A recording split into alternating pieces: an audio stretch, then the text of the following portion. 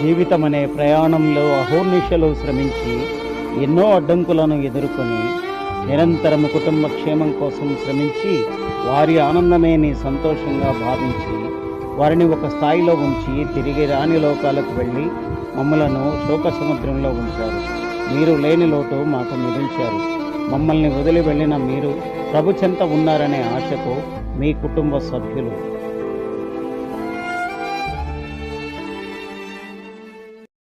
సరైన ఇంటికి సరైన సిమెంట్ ఎంతో ముఖ్యం. విచక్షణతో ఆలోచించండి. రైట్ సిమెంట్ ని ఎంచుకోండి. KCP cement, building the nation since 1958. KCP cement, the right choice.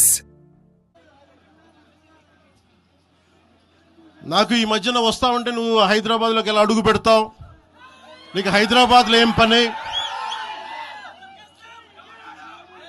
ఇది నేను ప్రత్యేకించి చెప్తా ఉన్నా.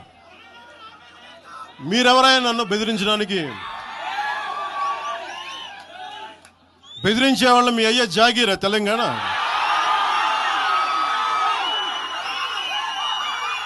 నా మీద దాడులు చేస్తా ఉన్నారు కదా.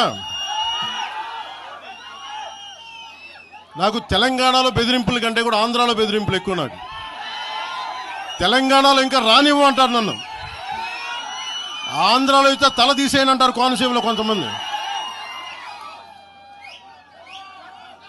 నేను ఓడిపోయినప్పుడు 2019లో ఓడిపోయినప్పుడు మన తెలంగాణ నాయకులు ఒకరే చెప్పారు, అన్నా మా తెలంగాణలో ఉంటే నీకు పరిస్థితి రానిచ్చేవాళ్ళం కాదని చెప్పి.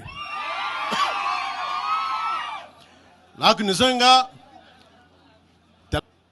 నాకు బాగా ఇబ్బంది కలిగించే అంశం ఈ మధ్యన పదే పదే చూస్తూ ఉన్నాను. మాట్లాడితే ఆంధ్ర ఆంధ్ర ఆంధ్ర అని చెప్తా ఉన్నారు. తెలంగాణ ప్రజలకి ఆంధ్ర మీద విద్వేషం లేదు, తెలంగాణ నాయకులందరికీ విద్వేషం లేదు. తెలంగాణ ఏర్పాటు కావాలని కోరుకున్నారు కానీ ఆంధ్ర ప్రజల మీద ఎక్కడా విద్వేషం చూపించలేదు. నిజంగా తెలంగాణ ప్రజలు కానీ మొత్తం తెలంగాణ నాయకులు కానీ విద్వేషం చూపించి ఉంటే ఈ రోజున ఒక్క ఆంధ్ర ప్రాంత వ్యక్తి కూడా ఇక్కడ తెలంగాణలో ఉండలేడు.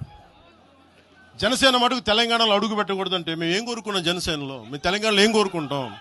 పవన్ కళ్యాణ్ ముఖ్యమంత్రి అవుతాడు ఇక్కడ. ఆంధ్రాలోనే దిక్కు లేదు, పవన్ కళ్యాణ్ ఇక్కడే ముఖ్యమంత్రి అవుతాడు. నేను ఇప్పుడు దాకా నిర్ణయించుకోవాలా.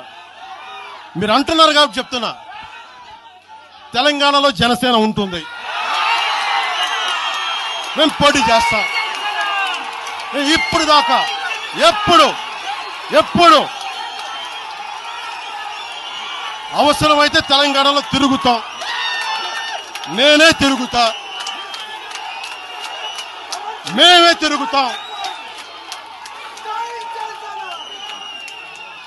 ప్రతి సమస్య మీద మాట్లాడతాం, ప్రతి అన్యాయాన్ని ఎదుర్కొంటాం. ఏం మాట్లాడతారు మీరు? ఇది తెలంగాణ భారతదేశంలో అంతర్భాగం, మర్చిపోకండి.